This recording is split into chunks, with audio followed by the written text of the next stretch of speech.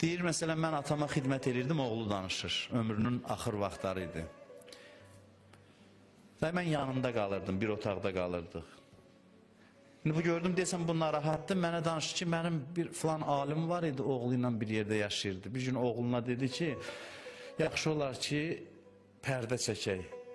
Ki, mən rahat ayağımı uzadım, rahat olum, narahat olmayayım. Deyir, onun o sözündən başa düşdüm, bunu demək istəyir. Mən də səhər gəldim, dedim ki, ata, icazə verirsiniz pərdə çəkim ki, siz rahat olasınız. Bax, görün nə gözəl ailə münasibətləridir. İşarədən hamı bir-birini başa düşür. Bu ondan xahişini o şəkildə deyir, o da təzdən səhəri gəlir, güya bu xahiş edir ki, ata olar, icazə verirsiniz bunu eləyək. Belə münasibətlər olan ailədən elə böyük insanlar, böyük şəxsiyyətlər çıxa bilir. Yoxsa ki, ailədə səs ki, o bunun üstünə qışqırır, bu bunun üstünə qışqırır.